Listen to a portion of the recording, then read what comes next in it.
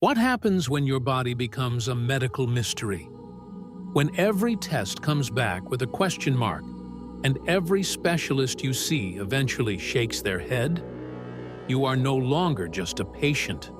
You become a puzzle, a collection of symptoms without a name, a ghost in the medical system.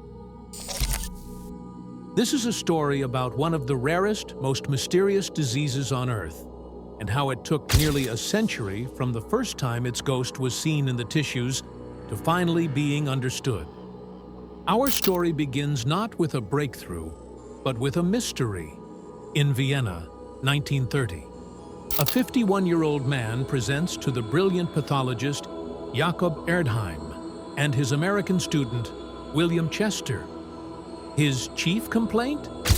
A relentless, deep, gnawing ache in his legs that no medication could soothe. Single day, doctor, this ache.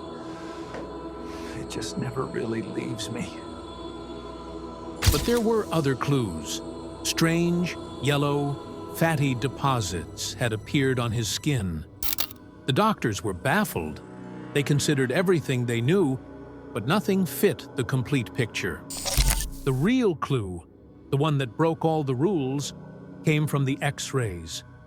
Where normal bone has a clear structure, this man's long bones were symmetrically thickened, eerily dense, as if the bone itself was being choked from the inside out. It was unlike anything they'd seen. The patient's condition worsened, and upon his death, William Chester performed the autopsy that would make history. Inside, he found something extraordinary. Infiltrating the bone marrow, the heart, the kidneys, was a strange, rubbery substance. Under the microscope, it was revealed to be a horde of immune cells called histiocytes, engorged with fat. He called it lipid granulomatosis. It was a meticulous description of a ghost in the tissue. But with no other known cases, his groundbreaking report was filed away, and the mystery fell silent. For nearly 40 years, that's where the story stayed. A medical curiosity buried in the archives. But around the world, the ghost reappeared. A patient in France, another in Japan, a case in the United States. These patients were often misdiagnosed. The tissue growth around organs was mistaken for cancer. The bone pain was confused with other skeletal diseases. Each case was treated as a separate, unsolvable puzzle. Then, in the 1970s, physicians began connecting the dots, pulling these forgotten case files from the shadows. They realized these weren't isolated incidents. They were all manifestations of the same unnamed disease. And so, the ghost was finally given a name, honoring the two men who first saw it. Erdheim-Chester disease. But naming the disease was one thing. Understanding it required diving deeper into the world of histiocytosis. To understand ECD, the Erdheim-Chester disease, we need to understand its parent family, histiocytosis. It all starts with the histiocyte, an immune cell. Normally, they are helpful, but in these diseases, they begin to multiply out of control and build up in places they shouldn't. For years, the most recognized form was Langerhans cell histiocytosis, or LCH, often found in children. These cells have unique surface markers, like CD1A, which allowed doctors to positively identify them. But the cells in Erdheim-Chester were different. They were non-Langerhans cells. They lacked those key markers.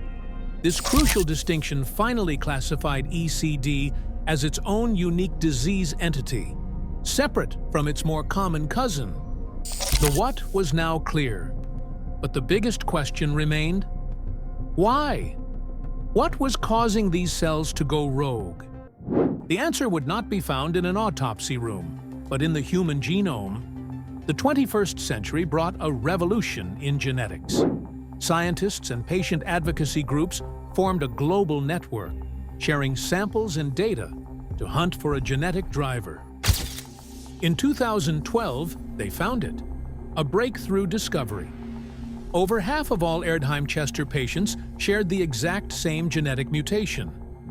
A single error in their DNA, known as BRAFV600E, in which BRAF stand for B rapidly accelerated fibrosarcoma protein, was acting like a stuck gas pedal on their histiocytes.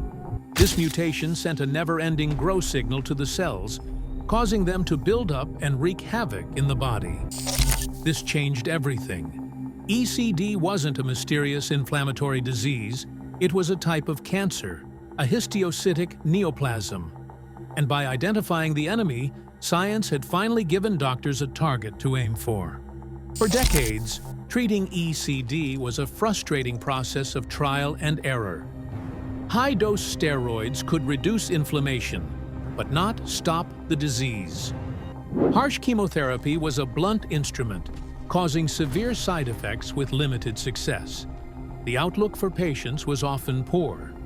But the discovery of the BRAF mutation led to a paradigm shift. Targeted therapy, a new era of precision medicine.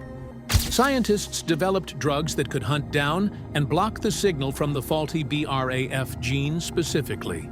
This was like flipping a switch. Instead of killing cells indiscriminately, it simply told the rogue histiocytes to stop growing. The results were astonishing. Patients who had been debilitated by the disease saw dramatic improvements. Tumors shrank. Bone pain subsided. The ghost that had taken over their bodies began to recede. The first targeted therapy was approved in 2017, completely rewriting the prognosis for many with ECD. This success was accelerated by passionate patient advocacy groups who connected patients and drove research forward. It was a victory not just for science, but for a community that refused to give up hope. Today, living with Erdheim-Chester disease is a new reality. It is now a manageable chronic condition for many. Treatment is often a daily pill, but requires lifelong monitoring to watch for any signs of the disease reawakening. And the research continues. Scientists know that not everyone has the BRAF mutation and are developing new therapies for other genetic drivers. The goal is a future where every single patient has an effective, targeted treatment for their specific form of the disease. From a handful of isolated cases to a connected global community, the story of ECD is one of incredible progress.